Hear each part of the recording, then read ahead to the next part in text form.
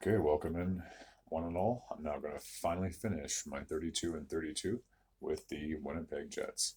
As I've done with all the videos in the past, I display the home jersey and the reverse retro, and I got to say, I'm a huge fan of this.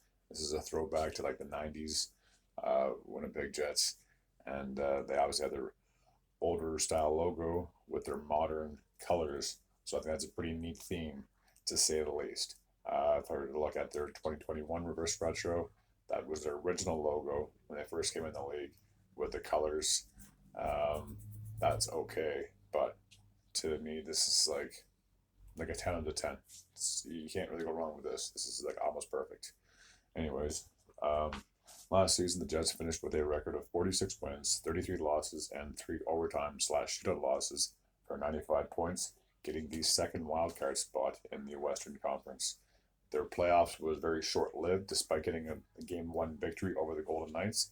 Just like in 2018, they lost 4 straight games and unfortunately saw their season come to an abrupt halt, to say the least. So the fact that they made the playoffs obviously was a huge thing. Um, since 2017, that was only the second time. There's only been 2 times that they've missed the postseason. Obviously, like I said, 2017 they missed it. 2022 they missed the postseason, but from 2018 to 2021 they made it. And obviously, like I said, they made it this past season. So 4 to 5 seasons they've qualified for the playoffs, but have not been able to advance to the Stanley Cup final. 2018 was obviously their big run when they got to the conference final before losing to the Golden Knights. They didn't have any key signings this offseason. They did have that big trade, and I will get to that in just a second.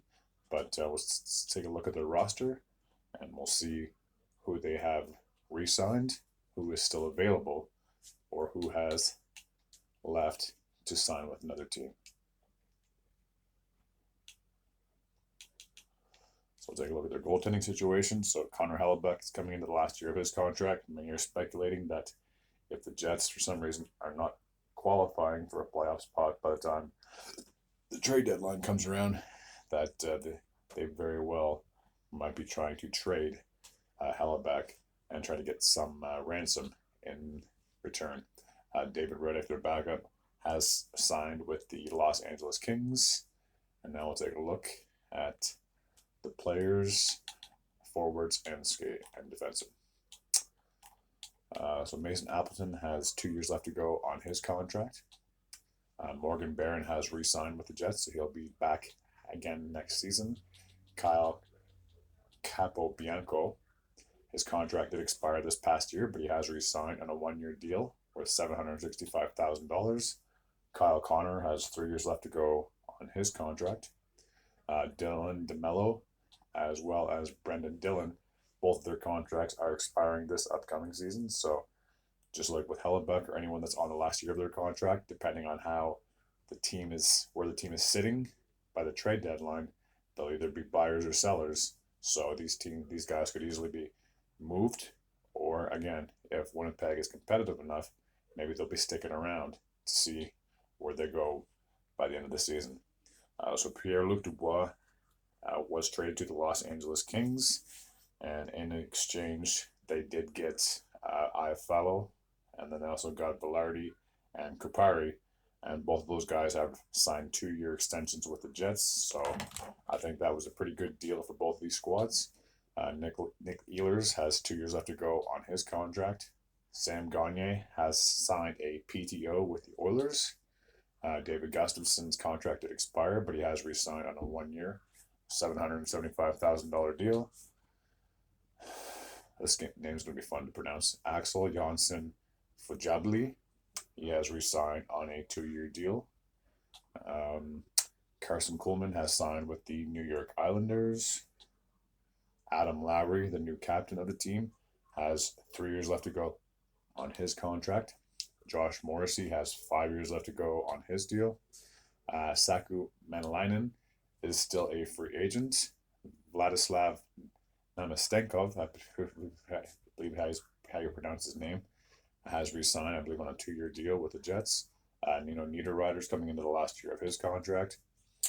Cole Perfetti is coming into the last year of his deal as well. Neil Pionk has 2 more years left to go on his contract. Dylan Sandberg has re-signed with the Jets. Mark Scheifele is coming into the last year of his contract.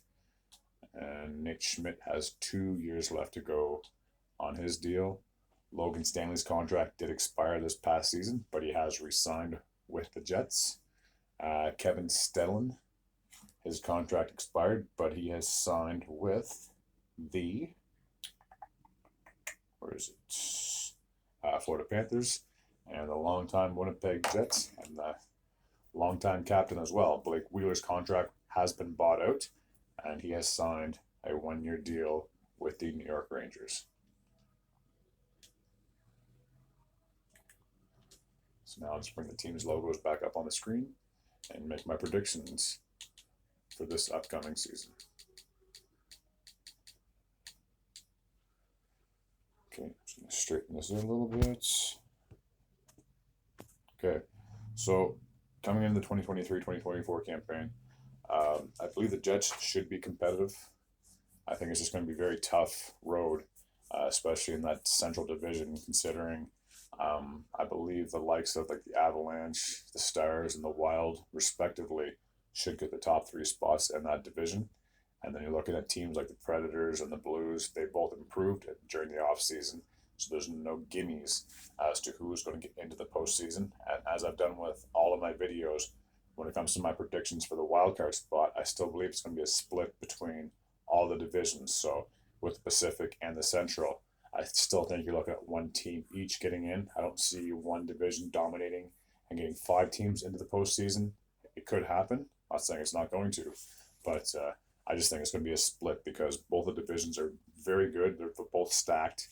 So for the Jets, I'm on the fence with this one. This is one thing that I cannot pick because there are so many factors. Like I said, there's so many players that are coming up on expiring contracts. So maybe that could be playing a factor. That could be a distraction to the team.